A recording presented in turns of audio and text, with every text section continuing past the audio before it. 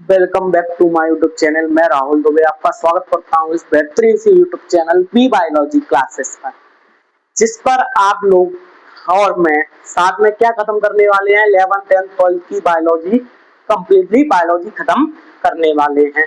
बाकी की जो पिछली वीडियो में उसमें अपने जान लिया था कि सेल है क्या। फर्स्ट चैप्टर है ये किसका, 11th क्लास का, जिसका नाम है cell the unit of life. इसके बारे में हम पिछले में बहुत चीजें जान चुके हैं। आपने नहीं देखी है तो उन्हें पहले देख लें। और हमेशा याद रखें, ऑलवेज अचीव योर अपेक्स, कि अपने एपेक्स को क्या करना है, हमें अचीव करना है, अपने शिखर तक पहुंचना है, उसकी हमें रोज लड़ाई लड़नी है। ठीक, इसके बाद इस वीडियो को आपको शेयर भी करना है ज्यादा से ज्यादा। और मिलते हैं, चलते हैं हम अपनी फर्स्ट स्लाइड की ओर, जिसमें हम जानेंगे कि प्रोकैरियोटिक सेल और यूकैरियोटिक सेल वास्तविकता में दिखने में क्या थी। हमने बहुत चीजें जान ली है, उसी को देखते हैं, रिवाइज करते हैं डायग्राम के थ्रू। ठीक है, तो सबसे पहले सेल के बारे में जानेंगे। क्या सेल क्या थी। ठीक है, तो सभी सेलों में यहाँ पे पता है कि क्या प्रेजेंट होती है, सेल मेम्ब्रेन। तो दोनों सेलों में क्या प्रेजेंट होगी, सेल मेम्ब्रेन। एक छोटी बड़ी इसलिए बना रहे हैं, आपको पता है ये कैसी होती है, ये कैसी है, छोटी, तो इसका नाम क्या होगा, प्रोकैरियोटिक। ठीक है, ये बड़ी है तो इसका नाम क्या होने वाला है, यूकैरियोटिक। Eukaryotic, prokaryotic. ठीक, इसका नाम क्या है, क्या रखा अपन ने, दोनों में क्या प्रेजेंट है, सेल मेम्ब्रेन।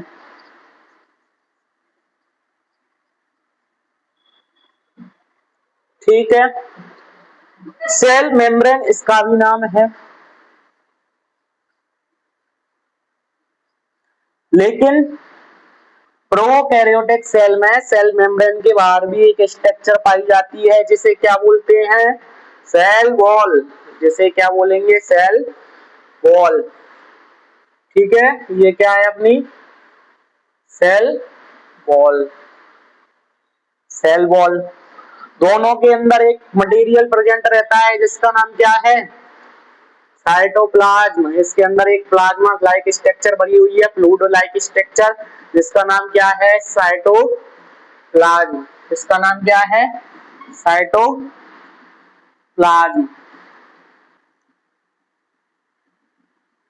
ठीक है, ठीक, इसका नाम क्या हो गया, साइटोप्लाज्म।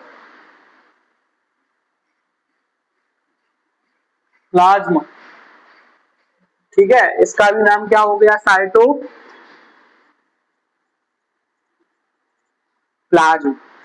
ठीक है, साइटोप्लाज्म हो गया। इसमें दोनों के अंदर क्या पाया जाता है, न्यूक्लियस पाया जाता है। न्यूक्लियस कैसा होता है इसका, नॉन बाउंडेड। ठीक है, सिंगल स्ट्रैंडेड, पूरी सेल में फैला हुआ। ठीक है, ये क्या है, न्यूक्लियस, जैसे क्या बोलते हैं, न्यूक्लियोइड। इस सेल में क्या बोलते हैं, इसे न्यूक्लियोइड। इसमें क्या रहता है, एक मेम्ब्रेन से कवर रहता है, जैसे क्या बोलते हैं, सेल मेम्ब्रेन। यही इसका क्या है, फीचर है। इसमें क्या मिलती है, सेल मेम्ब्रेन।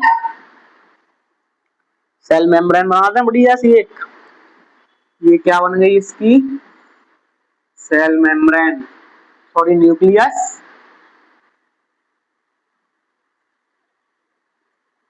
मेम्ब्रेन। क्या बन गई ये इसकी, न्यूक्लियस मेम्ब्रेन। अब इसमें कुछ अलग अलग ऑर्गेनेल्स पाए जाएंगे, जैसे दोनों के अंदर एक चीज बताऊं मैं, राइबोसोम दोनों के अंदर प्रेजेंट रहता है। ठीक है, तो ये क्या बनने वाले हैं, राइबोसोम्स। ये किससे जुड़े होते हैं, एमआरएनए से। ठीक है, क्या बन गए ये, राइबोसोम। दो यूनिट से बने हैं, एक छोटी बन रही है, एक बड़ी। किससे जुड़े होते हैं, एमआरएनए से। जैसे क्या बोलेंगे, राइबोसोम। यूकैरियोटिक में कौन से राइबोसोम पाए जाते हैं, 80s। और प्रोकैरियोटिक में राइबोसोम कौन से मिलते हैं, कौन से मिलते हैं, 70s। ठीक, इंक्लूजन बॉडी प्रेजेंट होती है इसमें इसमें ये इंक्लूजन बॉडीज प्रेजेंट होती हैं। ठीक है, माइटोकॉन्ड्रिया इसमें प्रेजेंट होता है, उसमें नहीं होता। ठीक है, देयर आर माइटोकॉन्ड्रिया। ठीक है, क्वेश्चन आता है किसमें क्या प्रेजेंट होता है। साइक्लोस्केलेटन है ये, साइक्लोस्केलेटन किसमें प्रेजेंट होता है सर, यूकैरियोटिक में, इसमें नहीं होता। इसमें एक फ्लैजिला पाए जाते हैं, फ्लैजिला ऐसे क्या बोलते हैं, फ्लैजिला, और प्लाई पाई जाती हैं, इन्हें क्या बोलते हैं, प्लाई, जो मूवमेंट में हेल्प कराती हैं। इसमें एक चीज और पाई जाती है मीजोसोम, उनके बारे में हम आगे स्टडी करेंगे। तो इस तरीके से प्रोकैरियोटिक और यूकैरियोटिक सेल हो गई है अपनी, बहुत सरल सी है, ये चीजें हम पढ़ चुके हैं। सबसे पहले देखे हैं gram staining reaction. Gram staining reaction क्या होती है, एक डेन के कौन थे, बैक्टीरिया की स्टडी करने वाले थे, प्रोकैरियोटिक बैक्टीरियाओं की इन्होंने स्टडी की और बताई कि बैक्टीरिया टू टाइप से होते हैं, gram positive and gram negative. Gram positive वो बैक्टीरिया होते हैं जिनकी सेल वॉल पर क्या प्रेजेंट होती है, पेप्टाइडोग्लाइकेन, और नेगेटिव वो होते हैं जिन पर पेप्टाइडोग्लाइकेन प्रेजेंट नहीं होती है। तो इसके बारे में सबसे पहले किसने बताया, gram staining was developed in 1884 में। क्या बताया कि कौन थे ये, डेनिश बैक्टीरियोलॉजिस्ट हैंस क्रिश्चियन ग्राम। तो डेनिश के थे, हैंस क्रिश्चियन ग्राम इनका नाम था।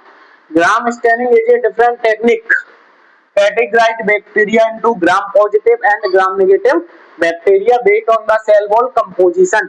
मैंने बताया सेल वॉल पे क्या प्रेजेंट होनी चाहिए, ग्राम ग्लाइकोजन, पेप्टाइडोग्लाइकेन प्रेजेंट होनी चाहिए, तो उन्हें क्या बोलेंगे, ग्राम पॉजिटिव बैक्टीरिया, और नहीं होगी तो ग्राम पॉजिटिव नेगेटिव बैक्टीरिया। इनने क्या किया, सबसे पहले दो बैक्टीरिया लिए, ठीक है ना, फिक्स कर लिया कि मुझे इनके बारे में स्टडी करनी है, दो टाइप के बैक्टीरिया ले लिए।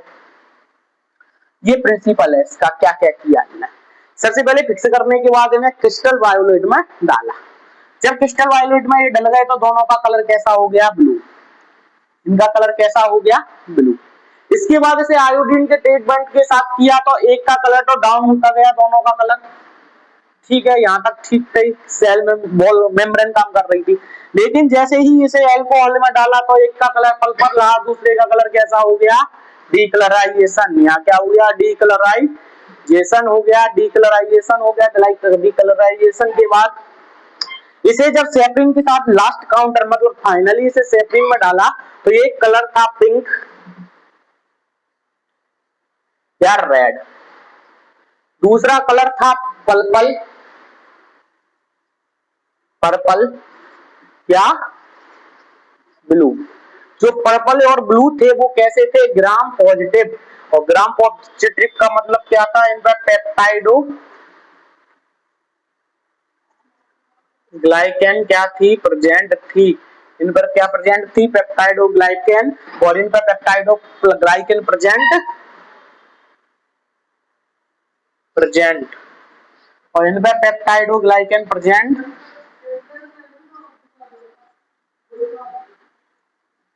ग्लाइकेन कैसी थी, इन पे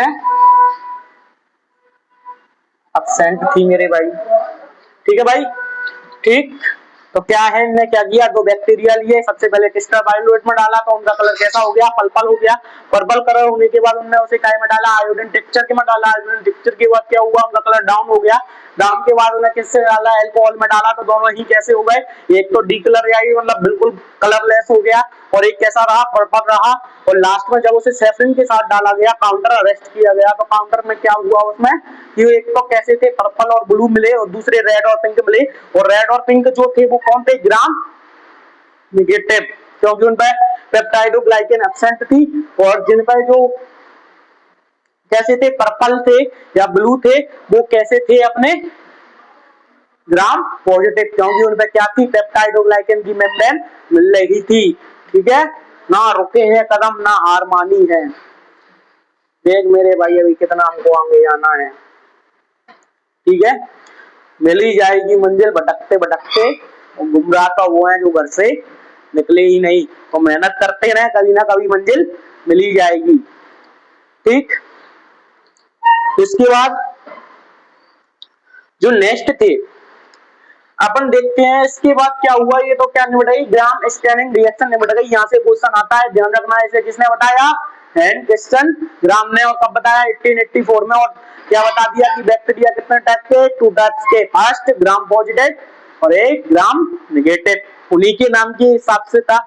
ग्राम पॉजिटिव मतलब पेप्टाइडोग्लाइकेन प्रेजेंट, कलर रेड या कलर ब्लू या पर्पल, और एब्सेंट रेड या पिंक। पेप्टाइडोग्लाइकेन एब्सेंट, कैसे हो गए, ग्राम नेगेटिव। ठीक, इसके बाद अगली ऑर्गेनेल्स के बारे में देखेंगे। तो अगले का नाम क्या है, मीजोसोम। ध्यान रखना है, ये ओनली किसमें प्रेजेंट होती है, किसमें प्रेजेंट होती है, पर्पल बैक्टीरिया यानी ग्राम पॉजिटिव बैक्टीरिया। तो मीजोसोम होता क्या है, ध्यान रखना है, जो काम माइटोकॉन्ड्रिया अपनी सेल्स में करता है वही ग्राम पॉजिटिव बैक्टीरिया में कौन करता है, मीजोसोम। इसमें ऑर्गेनेल्स तो होती नहीं है जो रेस्पिरेशन करे। अपनी बॉडी में माइटोकॉन्ड्रिया क्या करता है, रेस्पिरेशन ही तो करने का काम करता है। ठीक है, तो इसमें कौन करता है, मीजोसोम। क्योंकि इसमें क्या प्रेजेंट होते हैं मीजोसोम में, respiration enzyme.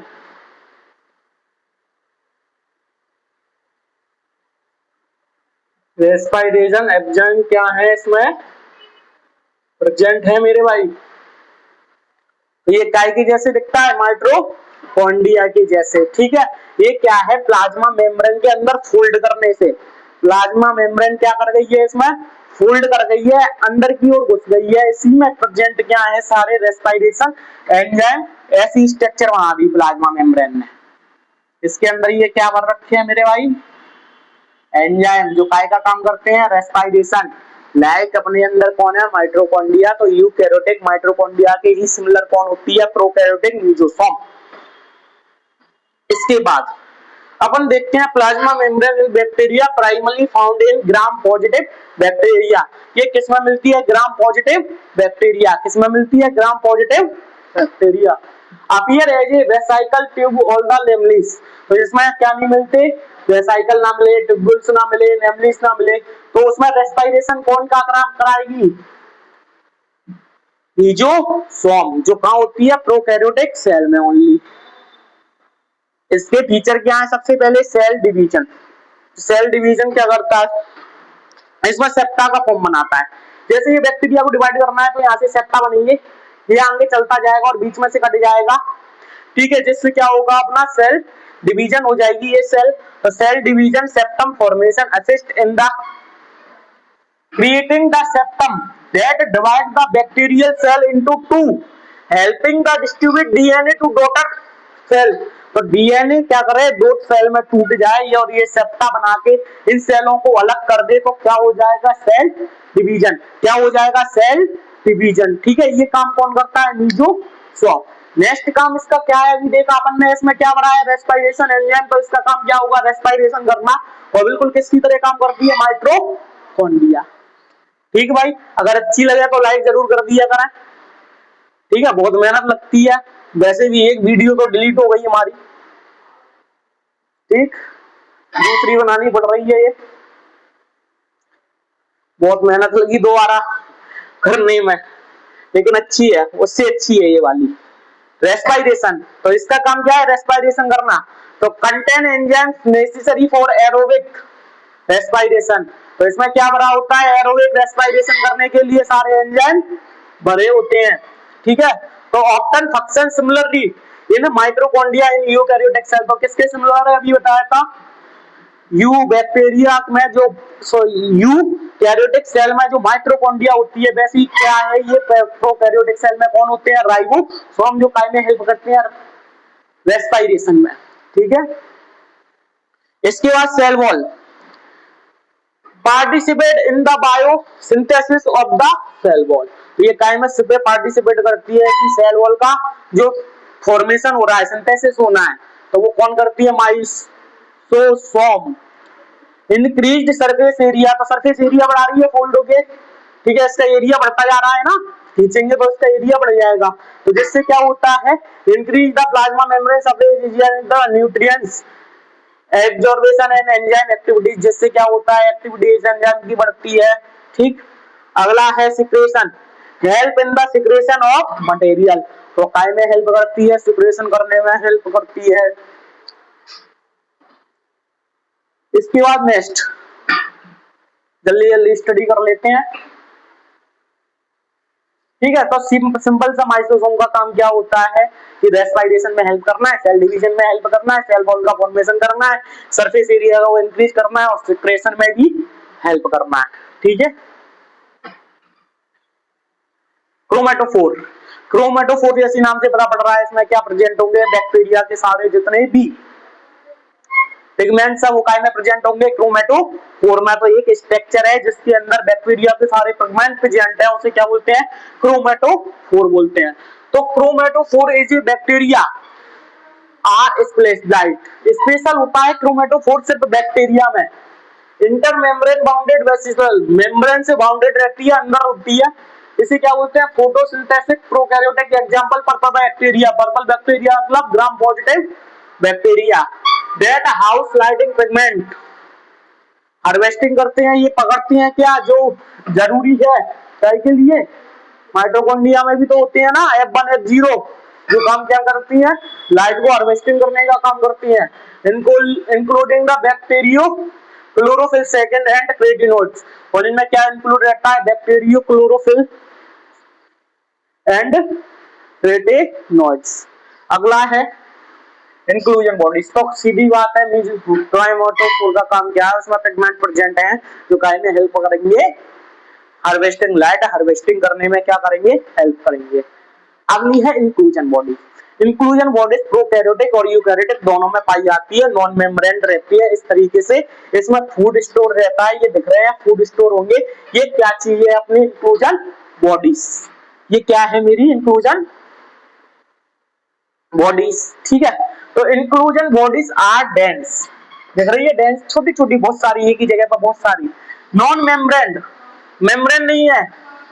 अरेजिडेट the miss folded protein, कोई प्रोटीन का फॉर्मेशन नहीं है। Viral components that form with in bacteria और यूकैरियोटिक, बैक्टीरिया में होती है और किसमें होती है, यूकैरियोटिक में।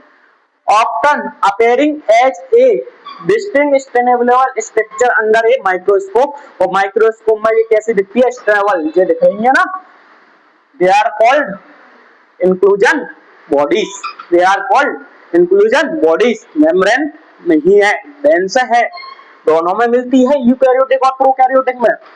ठीक, अब इसके फंक्शन है या टाइप्स भी बोल सकते हैं। तो सबसे पहला है पॉलीफॉस्फेट, सबसे पहला क्या है, पॉलीफॉस्फेट। इसमें क्या स्टोर हो, अगर फॉस्फेट हो, इनऑर्गेनिक फॉस्फेट प्रेजेंट हो, तो इसको क्या बोलेंगे, पॉलीफॉस्फेट ग्रेन्यूल्स। इसमें फॉस्फेट आ जाए तो पॉलीफॉस्फेट ग्रेन्यूल्स। साइनोफाइसियन ग्रेन्यूल्स किन्हें बोलेंगे, जिनमें नाइट्रोजन क्या हो, स्टोर हो जाए, जैसे कि इन साइनोबैक्टीरिया में, साइनोबैक्टीरिया नाइट्रोजन फिक्सेशन का काम करता है ना, इसी सेल्स में क्या कर लेता है, वो फिक्स करके रख लेता है नाइट्रोजन में, नाइट्रोजन को। ठीक है, इसी सेल्सों में क्या कर लेता है, साइनोबैक्टीरिया प्रेजेंट कर लेता है, अपने अंदर भर लेता है, उन्हें क्या बोलेंगे, साइनोफाइसियन ग्रेन्यूल्स। मैं तुम्हें बताऊंगा अभी आगे जो चैप्टर है उनमें। अगला है ग्लाइकोजन ग्रेन्यूल्स, ये कार्बोहाइड्रेट को स्टोरेज कर लें, कार्बोहाइड्रेट को स्टोरेज कर लें तो कार्बोहाइड्रेट, पॉलीफॉस्फेट, फॉस्फेट को कर ले तो पॉलीफॉस्फेट, और किसको कर ले, नाइट्रोजन को कर ले तो क्या बोलेंगे, साइनोफॉस्फेट, साइनोफिशियन। और सल्फर को कर ले तो, सल्फर को कर ले तो स्टोरेज, जैसे बैक्टीरिया में, तो इसे क्या बोलेंगे, सल्फर ग्रेन्यूल्स। ठीक है, ये दिख गए ग्रेन्यूल्स मतलब ये छोटे छोटे कण, ये दिख रहे हैं अपने। ठीक है, किस किस को कर सकते हैं, फॉस्फेट को कर ले तो पॉलीफॉस्फेट ग्रेन्यूल्स, सल्फर को कर ले तो सल्फर ग्रेन्यूल्स, कार्बोहाइड्रेट को कर ले तो कार्बोहाइड्रेट ग्रेन्यूल, और साइनो बैक्टीरिया में कर ले तो साइनोफाइसियन ग्रेन्यूल्स। और नाइट्रोजन का क्या करेंगे, साइनोफिशियस, साइनोबैक्टीरियम में नाइट्रोजन फिक्सेशन करता है ना वो। इसके बाद नेक्स्ट बहुत बढ़िया, राइबोसोम, मोस्ट इंपोर्टेंट है, बहुत जरूरी भी है। राइबोसोम के बारे में जानना, कुछ चीजें हैं जो जानना ही है। राइबोसोम हर एग्जाम में आने वाला, राइबोसोम तो 1855 में कौन थे? जॉर्ज पेलाडे नामक साइंटिस्ट थे, ठीक है, रोमन थे, रोम से थे, ठीक है। उनने क्या देखा, दो सब यूनिटों की बना हुआ एक मैकेनिक मशीन है जो काय का काम कर रही है, प्रोटीन बना रही है। डीएनए से एमआरएनए बन रहे हैं, एमआरएनए से क्या हो रहा है, उस पर डिकोडिंग चल रही है, डिकोडिंग के बाद क्या कर रहा है, वो अमीनो एसिड बना रहा है, और अमीनो एसिड से क्या बन जाते हैं, प्रोटीन बन जाते हैं। ऐसा काम कौन कर रहे थे? राइबोसोम। इन पे भी कोई मेम्ब्रेन प्रेजेंट नहीं होती है, और ये दोनों में प्रेजेंट होते हैं। सबसे बड़ी बात क्या थी, ये प्रोकैरियोटिक में भी प्रेजेंट हो रहे थे और यूकैरियोटिक में भी ये दिख रहे थे। और ऐसा किसने बता दिया? George Palade. तो ribosome were discovered by Roman Roman biologist George E Palade, George E Palade in 1855। तो क्या बताया? राइबोसोम आर इनिशियल, मतलब जरूरी है बहुत ज्यादा राइबोसोम का होना, नॉन मेम्ब्रेन बाउंड मॉलिक्यूल्स, ठीक है, इनमें मेम्ब्रेन नहीं होती है, मॉलिक्यूल्स होते हैं, like machine found in all living cells, all living cell में प्रेजेंट होती है, जिसे क्या कहते हैं, प्रोकैरियोटिक और यूकैरियोटिक, टू टाइप की सेल्स होती हैं, लिविंग प्रोकैरियोटिक और यूकैरियोटिक। ये काम क्या करता है? Protein synthesis by the translating messenger RNA into amino acid. तो ये क्या कर देता है? ट्रांसलेटिंग के द्वारा क्या कर दे, एमआरएनए को किसमें चेंज कर दे, ठीक है, किसमें चेंज कर दे? प्रोटीन में। तो प्रोटीन सिंथेसिस का काम कौन करता है सेल में? राइबोसोम। इनने बताया कि राइबोसोम चाहे किसी में प्रेजेंट हो, दो यूनिटों से मिलकर बना। सबसे पहले इसकी अपन डायमीटर देखते हैं। पेन चेंज कर लो, फायदा उठाओ इलेक्ट्रिक बोर्ड का मेरे भाई। पीली से नहीं, इससे लिखते हैं, बहुत बढ़िया। सबसे पहले डायमीटर की बात करते हैं। थोड़ा हल्का सा कम कर लो, कम कर लो, बहुत मोटा चल रहा है। हाँ, इसका जो डायमीटर होता है राइबोसोम का, नॉर्मली कितना होता है? टाइपिकली 10 नैनोमीटर टू 20 नैनोमीटर क्या होता है? इसका डायमीटर होता है, ठीक है। ये इतने बड़े होते हैं, छोटे छोटे से। इसके बाद इन्होंने बताया ये बने होते हैं, क्या होता है, एमआरएनए पर क्या प्रेजेंट होते हैं? आरएनए प्रेजेंट होते हैं। जैसे ये एक एमआरएनए दिख रहा है, इस पर राइबोसोम आके प्रेजेंट हो गए हैं। एमआरएनए पर आकर क्या हो गए? राइबोसोम प्रेजेंट हो गए। ऊपर से बड़ी यूनिट लगी है, नीचे से छोटी यूनिट, ठीक है। तो राइबोसोम, ठीक है, किससे बने हैं? 2 यूनिट्स, ठीक है मेरे भाई। 2 यूनिट्स, अलग अलग सेल्स, प्रोकैरियोटिक, प्रोकैरियोटिक, यूकैरियोटिक, ठीक। सबसे पहले होगी स्मॉल यूनिट या लार्ज यूनिट, कुछ भी कर लो।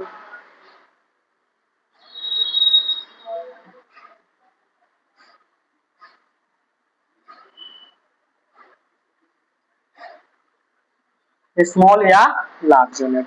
इसमें होते हैं 70s, ध्यान रखना है। कौन से होते हैं? 70s। यूकैरियोटिक में 80s। स्मॉल कौन सी यूनिट बनेगी इसकी? 30s। इसकी बनेगी 50s। लार्ज स्मॉल बनेगी इसमें 40s। इसमें बनेगी 60s, ठीक मेरे भाई। तो राइबोसोम 2 टाइप के होंगे, 70s और 80s। 80s ओनली किसमें प्रेजेंट है? यूकैरियोटिक में। और इसमें कौन से? 70s प्रेजेंट होते हैं प्रोकैरियोटिक में। प्रोकैरियोटिक में 70s की सब यूनिट क्या होते हैं? 30s और 50s। जोड़ने पर 80s आएगा, लेकिन होती कहती है 70s, क्योंकि ये दिख रहा है कि ये छोटे वाला ऊपर को धकेल दिया, अंदर घुसा दिया उसे, तो उसका 10 जो बचा वो कहां चला गया? पीछे की ओर। ऐसा ही इसमें किया, ठीक। तो ये मान लो ये यूकैरियोटिक सेल है, तो ये कितनी बन जाएगी? 60s, ये 40s। और यही अगर प्रोकैरियोटिक होती तो कैसी बनती? 50s और 30s, ठीक है, बहुत बढ़िया। अब एक चीज और, एस क्या है वास्तविकता में, ये देख रहे थे अपन, एस देखा अपने, बहुत बढ़िया, आपको भी दिखा होगा। एस क्या है, एस इक्वल टू श्वेत वर्ग यूनिट, या क्या बोलेंगे इसे, सप्लीमेंट्री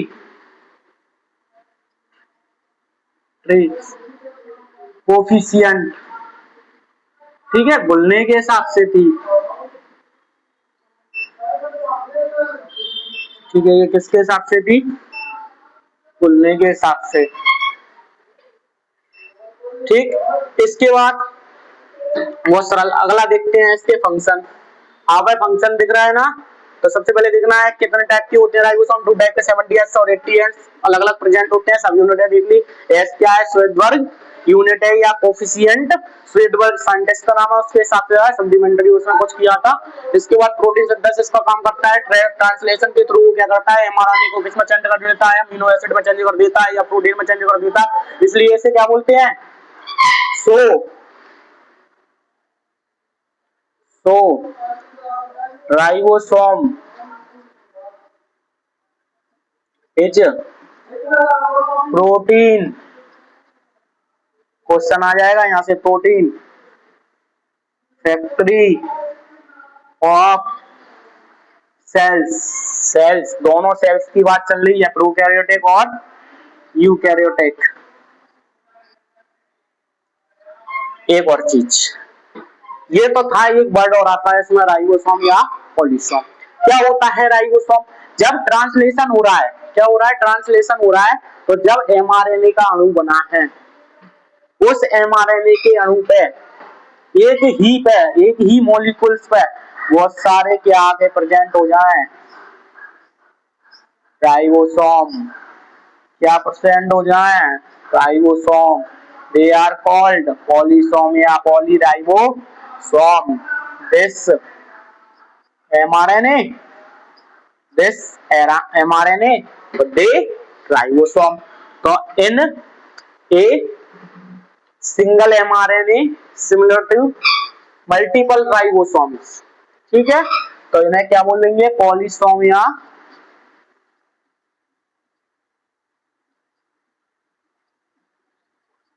पॉली राइबोसोम। और राइबोसोम का काम क्या है, तो protein factory of the cell से याद रखना है, तो प्रोटीन का फॉर्मेशन कौन करता है, राइबोसोम, और पॉलीसोम का मतलब पॉली यानी मैनी,